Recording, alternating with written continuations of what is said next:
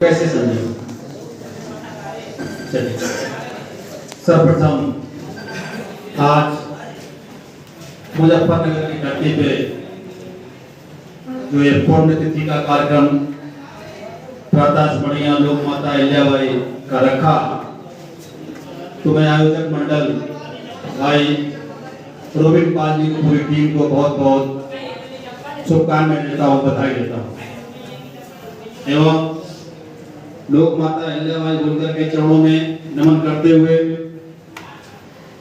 तथा देश में राष्ट्रीय समाज में जन्मे सभी महापुरुषों के चरणों में नमन करते हुए आज के इस कार्यक्रम की अध्यक्षता कर रहे आदरणीय अध्यक्ष महोदय एवं मंच पर मंचासीन जो भी उपस्थित हैं, सभी पार्टी के कानपुर से रमा सरेपाल जी, हरिंदर जी, मैं नाम ना ले पाऊं माफी चाहूंगा, सभी का हृदय से हार्दिक स्वागत वंदन करता हूं एवं सामने उपस्थित पितातुल बुजुर्ग एवं बड़े भाइयों को नमन करता हूं तथा छोटे लोगों को बहुत बहुत ढेर सारा प्यार एवं आशीर्वाद।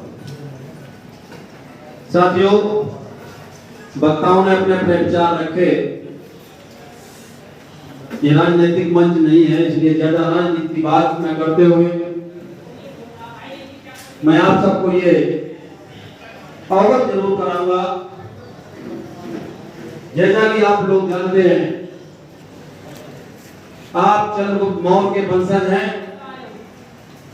आप अहिल्याबाई होलकर के वंशज हैं। आप लोगों ने इस देश पर, अखंड भारत पर 450 साल राज किया है, लेकिन आप लोगों को अपना इतिहास खुद पता नहीं है। जो समाज अपना इतिहास भूल जाता है वो समाज इतिहास बना भी नहीं सकता। साथियों, जैसा कि हमारे नेताजी भी बोल रहे थे कि सर्वप्रथम शिक्षा ये बिल्कुल आवश्यक है। जब तक आप उच्च शिक्षा ग्रहण नहीं करेंगे तब तक आपका विकास असंभव है, लेकिन साथ में राजनीति भी बहुत जरूरी है। जब तक आपका राजनीतिक दल, मतलब जब तक आप सत्ता की चाबी आपके पास नहीं होगी तब तक समग्र विकास नहीं हो सकता है। सत्ता की चाबी कैसे मिलेगी, ये आप लोगों से सीखने के मिल रहा है कि कितनी जागृति है मुजफ्फरनगर के लोगों में। इस कार्यक्रम को सोशल मीडिया के माध्यम से बहुत हाईलाइट किया गया था। मेरी रोबिन जी से बात हुई थी और राजन पाल और गुल्लू जी से, इनसे संपर्क बहुत पहले से है। इन लोगों ने आमंत्रित किया है, इसके लिए मैं शुक्रगुजार हूं, लेकिन संख्या बल को देखते हुए ऐसा प्रतीत होता है कि जागरूकता की बहुत बड़ी कमी है मुजफ्फरनगर। बुरा मत मानिएगा, लेकिन रोबिन पाल जी को और उनकी टीम को मैं बहुत बधाई देता हूं। अभी युवा है, ऐसे कार्यक्रम करके ही ज्ञान प्राप्त होता है, सीख मिलती है। समाज ऐसा नहीं है कि मुजफ्फरनगर में ऐसा है, पूरे देश में समाज की यही स्थिति है। आप जब 500 लोगों को बुलाओगे तो 100 लोगों के लिए आपके पास उपस्थित हो जाएंगे। अभी हमारे सहारनपुर के मंडल अध्यक्ष राष्ट्रवादी पार्टी के बता रहे थे कि रामास्वामी नायकर पेरियार साहब को पढ़िए। अगर उनको पढ़ेंगे तब तो विकास फिर हो ही जाएगा, लेकिन हमें नहीं लगता कि इसमें 10 लोग ऐसे होंगे जो भी रामास्वामी नायकर को मानते होंगे। 10 लोग भी नहीं मिलेंगे। क्यों? क्योंकि वो पाखंडवाद से बहुत दूर रहते थे। पाखंड के लिए उन्होंने पूरे देश में इतनी लड़ाई लड़ी, उसका प्रमाण तमिलनाडु में है कि उनकी बनाई हुई पार्टी डीएमके आज सरकार चला रही है, उनके मानने वाले लोग सरकार चला रहे हैं। यहाँ पर उपस्थिति नहीं है, लेकिन अगर यही कार्यक्रम कोई भंडारा का होता या जागरण का होता या कोई कांवड़ यात्रा निकल रही होती तो किसी से बोलने की आवश्यकता नहीं थी। हजारों हजारों की संख्या की भीड़ इस पाल समाज की होती। लेकिन यहाँ जब आह्वान किया गया कि ये समाज का कार्यक्रम है, किसी को विशेष आमंत्रण नहीं दिया जाएगा, समाज के नाते जिसको संदेश पहुंचे उसको आना अनिवार्य है और आना चाहिए। तो साथियों, शिक्षा पर जोर देना है। बाबा साहब भीमराव अम्बेडकर ने कहा था कि आपके पास अगर 2 रुपए हैं तो 1 रुपए की किताब खरीदनी है और 1 रुपए की रोटी। रोटी आपको जीने में मदद करेगी और किताब आपको जीना सिखाएगी।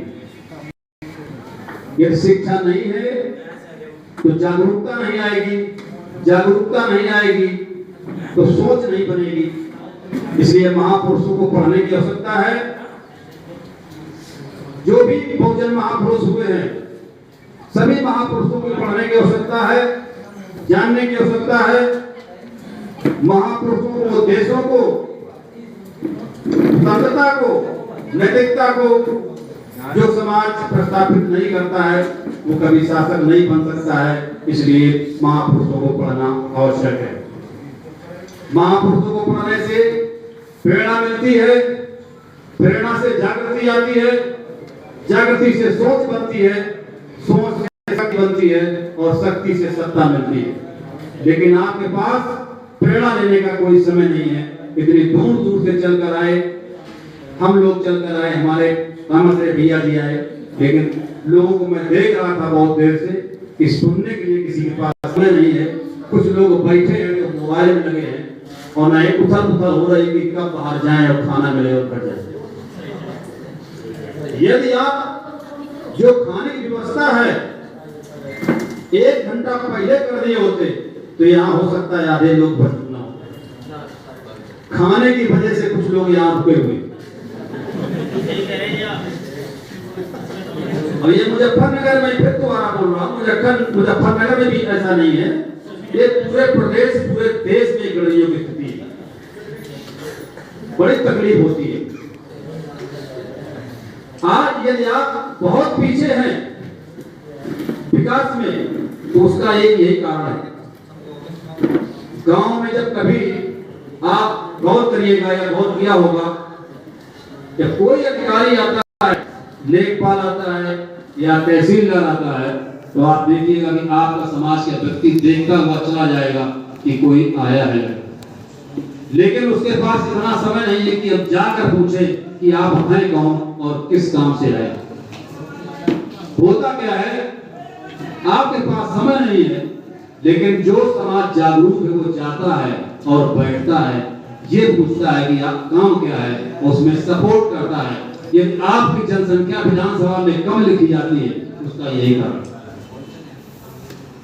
प्रधान के दरवाजे बैठता है और वहीं से जनसंख्या नोट हो जाती है कि इस गांव में गडलियों के कितने घर हैं और कितने वोट। जो व्यक्ति अपोजिशन का वहां है वो क्या आपके घर को, आपकी आबादी को सत्य लिखाएगा? 50 घर हैं तो बोलेगा कि 20 घर हैं, 100 वोट। लेकिन आप लोगों का समय नहीं है, आप देखते हुए चले जाएंगे। हमें क्या मतलब है, कोई आया होगा, हम जा रहे हैं फिर जानवर चलाने या खेतों। ऐसे अगर आप चाहेंगे तो सत्ता जीवन में कभी नहीं मिल पाएगी, बुरा मत मानिएगा। और जब तक सत्ता नहीं मिलेगी, जब तक आप सत्ता की कुर्सी पर नहीं बैठेंगे, चाहे प्रदेश की हो चाहे देश की हो, तब तक आप चाहे जितने नेता बना ले समाज के दूसरे दल में, समाज को कुछ वो लोग दे नहीं सकते। ये देख लिया होगा, जो भी नेता हुए, बड़े बड़े नेता हुए, केंद्रीय लेवल के नेता हुए, समाज को क्या दिया है? उन्होंने सिर्फ अपने आप को डेवलप किया। मैं नाम किसी का नहीं लूंगा, समाज के हैं वो, जैसे भी हैं मेरे लिए अच्छे हैं, लेकिन जानना बहुत जरूरी है कि यदि आप विकास चाहते हो, अपने बच्चों का भविष्य चाहते हो कि हमारे बच्चे IAS बने, PCS बने, तो ये आपको जानने की आवश्यकता होगी कि हमारा विकास कैसे हो सकता है। राजनीति एक ऐसी चाल है कि सारे ताले इसी से खुलते हैं। मैं 50+ हूँ, गांव में निवास करता था, एक किसान का बेटा हूँ। मैं पहले देख रहा था भैया, नमस्ते भैया, कि यादव समाज गडरिया समाज से आगे नहीं था जब मुलायम सिंह पार्टी नहीं बनी, क्योंकि मेरे आसपास मेरे गांव में सिर्फ यादव और पाल दो ही जातियां निवास करती हैं। नदी का किनारा है, तो जानवरों को चराने के लिए नदी किनारे किनारे सिर्फ दो ही जातियां आसपास निवास कर रही हैं। तो हम भली बात जानते हैं, मुलायम सिंह ने समाजवादी पार्टी का गठन किया, और जब गठन किया तो समाज ने तन मन धन से सहयोग करते हुए उस पार्टी को बढ़ाने का काम किया और सत्ता तक पहुंचाने का काम किया। उन लोगों ने संघर्ष किया, रोड पर संघर्ष किया, लाठी, जेल गए। जेल जाने में मुलायम सिंह जमानत करने नहीं जाते थे, जमानत भैंस बेच के गांव वाले कराते थे, कोई जेवर रख के कराता था। उन लोगों ने झेला, संघर्ष किया, सत्ता तक पहुंचाया। तो जब सत्ता मिली तो मलाई कचौड़ियों को मिलेगी खाने का। तो कोसने से कुछ नहीं होता, किसी को कुछ सीखने की आवश्यकता होती है। उस समाज से सीखिए कि कैसे वो लोग कौवा तरह इकट्ठा होते हैं। एक आवाज लगती है अगर गांव पे तो कैसे इकट्ठा होते हैं चौराहे पर, और हर दुआ मचा के लाठियां खाने के तैयार हो जाते हैं, तब अपना हक अधिकार लेते हैं। यहाँ अगर संघर्ष करने की बात आ जाए कि चौराहे पर बैठना, जो भाई साहब बता रहे थे, तो कोई दिखाई नहीं देगा। ये मंडावली कांड हुआ था, इसमें मैंने बात भी की थी यहाँ के लोगों से, गुड्डू जी से भी की थी, आपसे भी की थी, राजन जी से। और कानपुर में मैंने 100 लोगों को इकट्ठा करके वहां विरोध प्रदर्शन करते हुए माननीय मुख्यमंत्री जी को सीएम के द्वारा ज्ञापन भी दिया था। लेकिन मैं आता तो आप लोगों ने ये बताया कि आने की आवश्यकता नहीं है, मामला सब फाइनल हो गया। तो साथियों, मैं तत्पर रहता हूं, समाज की पीड़ा होती है, ऐसे कई बड़े बड़े घटनाओं के उदाहरण हैं। लेकिन यदि आप इनसे चाहते हो, अन्याय से, अत्याचार से मुक्ति चाहते हो, तो सत्ता की ओर आपको एक लक्ष्य बनाना होगा। और बिना लक्ष्य बनाए, बिना संकल्प लिए कुछ हासिल होता नहीं है। घर में बैठने से कुछ नहीं मिलता, ख्वाहिशों के फूल गिरते नहीं झोली में, कर्म की साख को हिलाना होता है। तो घर में बैठकर अधिकार मिलते नहीं, घर से निकलकर मैदान में आना होता है। साथियों, ज्यादा बात न करते हुए समय नहीं है, हमारे संचालक महोदय मेरे इर्द गिर्द घूम रहे हैं, इससे आवाज होता है। ज्यादा राजनीति बात नहीं करूंगा, जो एक राष्ट्रीय समाज पार्टी का छोटा सा सिपाही के नाते मैं आपके सामने उपस्थित हूं, तो मैं ये भी बता दूं कि महाराष्ट्र में इस समय 51 दिन की जन स्वराज यात्रा चल रही है, जो इसी 29 अगस्त को थोड़े लाखों की संख्या में इस पार्टी का जो जन स्वराज यात्रा इसका समापन होगा, और 20वां स्थापना दिवस है, पार्टी को 20 साल हो जाएंगे। और जो लोग ना जानते हो राष्ट्रीय समाज पार्टी और उनके मुखिया महादेव जानकर, तो उनको मैं बताना चाहता हूं कि ये एक गडरिया समाज से व्यक्ति हैं और पूरे देश में उनके जैसा इस समाज में योग व्यक्ति है। गोल्ड मेडलिस्ट पूरे देश में तीसरा स्थान था, जिनमें गोल्ड मेडलिस्ट बालक, फिर उससे ये पूछा जाए कि तुम्हारी महत्वाकांक्षा क्या है, तो वो यही बताएगा कि एक आईएएस और आईपीएस या बहुत बड़ा इंजीनियर। लेकिन उस बालक ने ये सारी नौकरियां छोड़ करके समाज सेवा का मार्ग प्रशस्त किया, और जो पुण्यतिथि मनाई जा रही है, जो पूरे देश में बहुत बड़े बड़े कार्यक्रम 31 मई को होते हैं, मैं साल दर साल देख रहा हूं कि बड़े भव्य, उसमें भव्यता में और भव्यता आ रही है, संख्या बढ़ रही है, उसकी देन ही महादेव जानकर। कितने लोग 2000 दशक के पहले कितने लोग हजरत भाई होलकर को जानते थे? बहुत कम संख्या होगी, मात्रा जानते हो। जो ज्यादा शिक्षित है, उच्च शिक्षित लोग हैं, वो शायद पढ़े होंगे, लेकिन कोई नहीं जानता। मैं बताना चाहता हूं, सन 1994 में राष्ट्रीय समाज पार्टी के राष्ट्रीय अध्यक्ष माननीय महादेव जानकर साहब, जो लोक माता अहिल्या देवी होलकर का गांव है चौंडी, अहमदनगर डिस्ट्रिक्ट में, उस जगह पर लाखों की संख्या में लोगों के सामने इस कार्यक्रम की शुरुआत की थी और वो शुरुआत धीरे धीरे आज कहां तक पहुंची है वो सबको मालूम है। लाखों की संख्या के सामने उन्होंने संकल्प लिया था कि मैं समाज सेवा करूंगा, और समाज सेवा ऐसे नहीं होती है कि घर में बैठे हैं और महीने में एक चक्कर लगा दिया, कहीं पहुंच गए तो समाज सेवा हो गई। लोगों ने पार्टियां बनाई, आपको भी मालूम है, बहुत लोगों ने बनाई, बड़े बड़े लीडरों ने पार्टियां बनाई, यहां तक कि माननीय पूर्व मुख्यमंत्री स्वर्गीय कल्याण सिंह ने भी पार्टी बनाई थी, लेकिन पार्टी नहीं चला पाए। उमा भारती मुख्यमंत्री ने, उन्होंने भी पार्टी बनाई, पार्टी नहीं चला पाए। अभी हाल में अगर आप देखेंगे तो माननीय शिवपाल सिंह जी ने पार्टी बनाई और 4-5 साल संघर्ष किया, अंत में उन्होंने देखा कि कुछ भी नहीं हो सकता है, इसलिए उन्होंने पुनः विलय कर दिया। तो साथियों, महादेव जानकर ने चौंडी गांव में उस दिन 31 मई 1994 को लाखों की संख्या के सामने संकल्प लिया था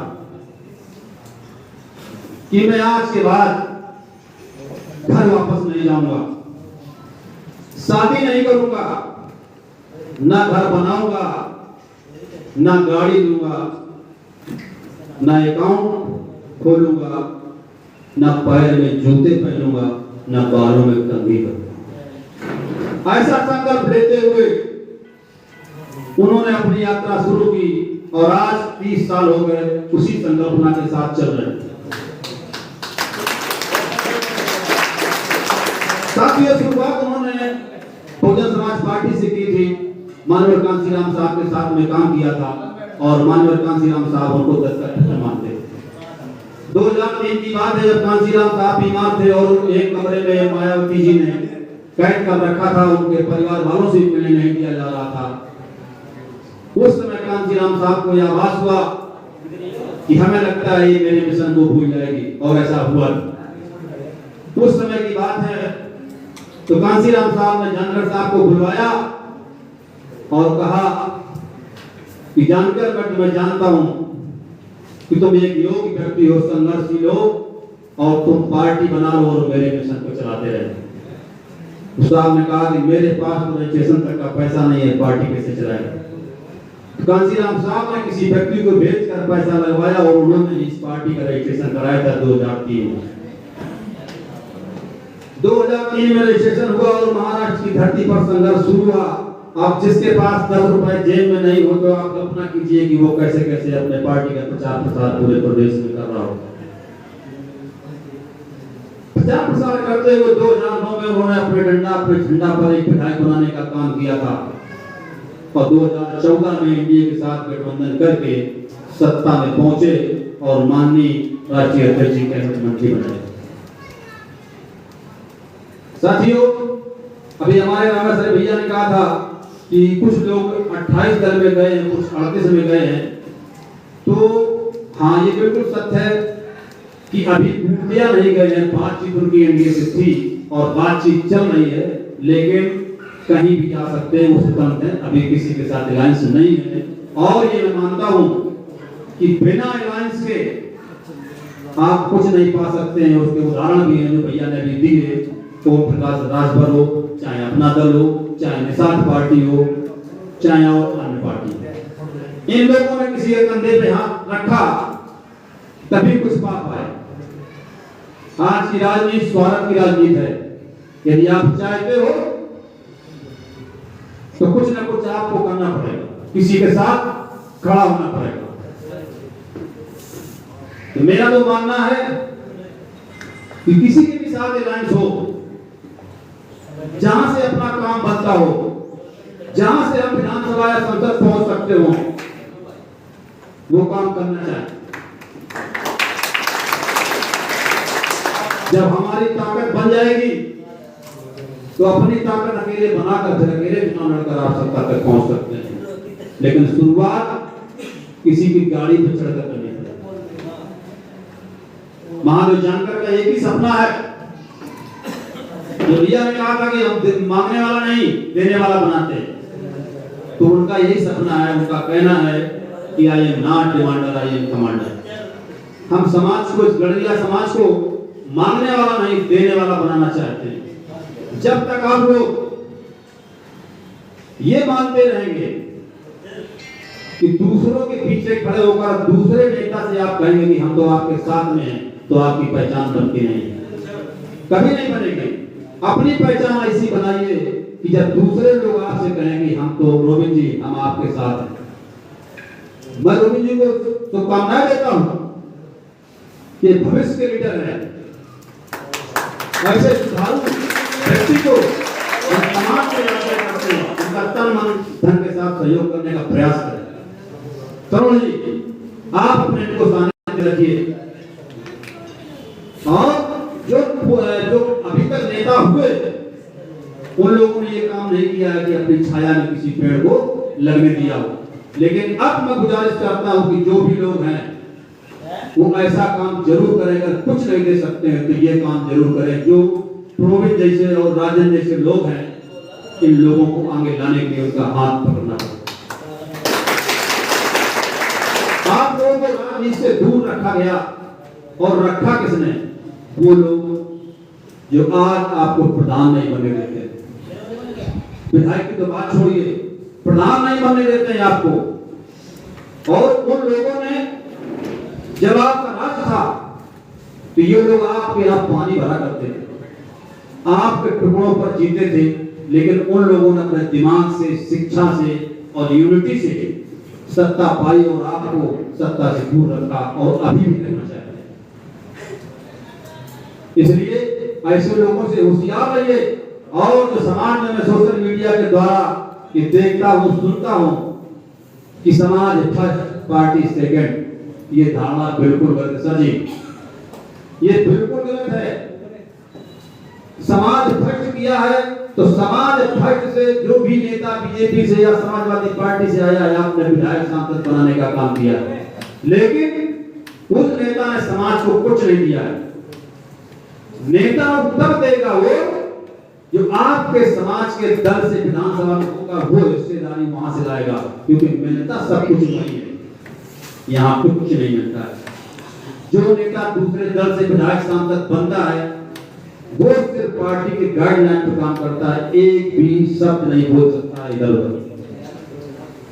इसलिए ये ध्यान रखिए, आपके राजनीतिक दल से प्रत्याशी यदि है, कोई भी किसी भी जात धर्म का हो, आपके जो दल है, आपके जाति का दल है, उस दल से यदि प्रत्याशी है तो उसको फट रखना, चाहे दूसरे दल से समाज का व्यक्ति क्यों ना हो। समाज के दल से व्यक्ति करना है, भले ही कोई दूसरे जाति का हो, वोट उसको करना है। जैसे कि उदाहरण के तौर पे हम बिठूर विधानसभा से चुनाव लड़े थे सर जी 2022 में। वहां से बहुजन समाज पार्टी से रमेश यादव जी थे और समाजवादी पार्टी से मुनींद्र शुक्ला जी थे। मैं घूम कर पूरी विधानसभा में, खासकर मैंने उन गांवों का दौरा किया था 4-4, 6-6 बार जो समाज के गांव थे, क्योंकि मुझे मालूम था कि हम तो लड़ाई में क्या कुछ दूर रहेंगे, लेकिन मैं समाज को बताना चाहता था कि बिठूर विधानसभा में समाज का वोट कितना है। मैं उनकी ताकत बनाने के लिए आया था। मैं उनसे बोलता भी यही था कि हम लड़ाई में नहीं रहेंगे, लेकिन आपकी ताकत बनाने के लिए मैं अपने खून पसीने का पैसा बढ़ाऊंगा। इसलिए वोट समाज को करिएगा और समाज को पार्टी को करिएगा। जैसे उदाहरण पेश करते थे कि आप उन्हीं से पूछते थे कि आप ये बताइए कि यादव समाज वोट किसको देगा, तो लोग जो जागरूक लोग थे वो बोलते थे कि मुनींद्र शुक्ला तो देगा, क्यों राकेश रमेश यादव भी क्यों नहीं, तो समाज का है ना। तो जो चरवाहा जानवर चलाते हैं उनको भी इतना ज्ञान था, बोले नहीं मुनींद्र शुक्ला जीतेगा तो मुख्यमंत्री तो अखिलेश यादव बनेंगे ना। जब अखिलेश यादव मुख्यमंत्री बनेंगे तो पूरे प्रदेश का यादव मलाई चाटेगा, तो यह रमेश यादव को बना देंगे तो खाली रमेश यादव मलाई चाटेगा। कितनी उनमें जागरूकता है। और कई गांव में मुझे लोग मिले, यादव समाज के लड़के मिले मोटरसाइकिल से घूमते हुए।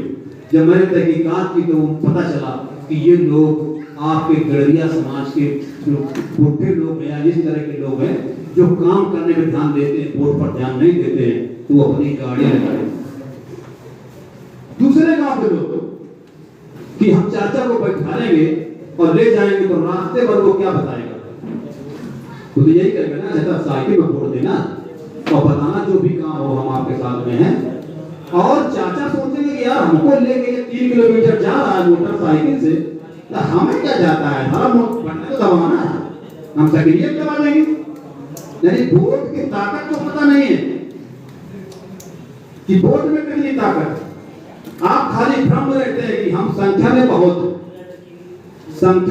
हैं, ये सच है, लेकिन आप में एकजुटता कितनी, आप एक दूसरे के प्रति ईमानदारी से खड़े कितने होते हैं, कितने लोग सपोर्ट करते हैं ईमानदारी से, ये मायने रखता। तो इस पर आपको विचार करना होगा कि जब भी कोई पार्टी से प्रत्याशी आए तो पार्टी से जो प्रत्याशी है किसी भी जात का हो, वोट उसको करना है। और अपने दल को आप आगे बढ़ाइए, संगठन में आइए, स्वागत है। आप ये देखिए कि कितने जल्दी कौन सा दल कितनी ताकतवर से आपके सम्मुख है और पेश होता है, और किसका पूरे देश में राष्ट्रीय समाज पार्टी का एक प्रदेश, उत्तर प्रदेश की बात नहीं कर रहा हूँ, महाराष्ट्र की बात नहीं कर रहा हूँ, 13 प्रदेशों में इसका संगठन है, जीता जागता हुआ उदाहरण है। शिरडी में मैं 2 दिवसीय सम्मेलन में गया था जहां पर 9 स्टेट के लोग उपस्थित थे। साथियों, ऐसे आपने बहुत सभी लोग जो शिक्षित वर्ग लोग हैं, कई महापुरुषों को पढ़ा होगा, जाना होगा। जैसे बाबा साहब भीमराव अम्बेडकर हुए, उन्होंने अपनी कौम के लिए, अपने राष्ट्र के लिए पूरा जीवन समर्पित कर दिया। कई महापुरुष हुए। ऐसे इस कलयुग में महापुरुष आपके समाज के महादेव जानकर साहब हैं, जिन्होंने अपने आप को जीवन दान कर दिया है। 365 दिन 24 घंटा रात दिन सिर्फ और सिर्फ समाज के लिए संघर्ष। क्यों? उनके न तो शादी नहीं की है, तो पत्नी भी नहीं है, पत्नी नहीं है तो बच्चे भी नहीं है, भाई नहीं है, माँ बाप गुजर गए तब भी घर नहीं गए, घाट पर गए। तो आप वो चाहे उत्तर प्रदेश में हो, चाहे मध्य प्रदेश में हो, चाहे गुजरात में हो, चाहे कर्नाटक में हो, उनको कोई घर से फोन तो नहीं करता है कि आप कहाँ है और कब आ रहे हैं। जिसके साथ परिवार है वो इतना तो उसको खुद याद रहता है कि हम परसों निकले थे और कल हमें आवश्यक है घर। लेकिन उनके लिए ऐसा कुछ भी नहीं है। आप जब देखेंगे तो एक छोटी सी अटैची है, बस वही घर है, वही जीवन। कोई रोक टोक नहीं है। भले ही उनको सर्किट हाउस मिलता है, पूरा सरकार से प्रोटोकॉल मिलता है, लेकिन वो सर्किट हाउस ना रोककर आपके दरवाजे, आपके घर पर चूल्हे की रोटी और जमीन पर लेटने का काम करेंगे।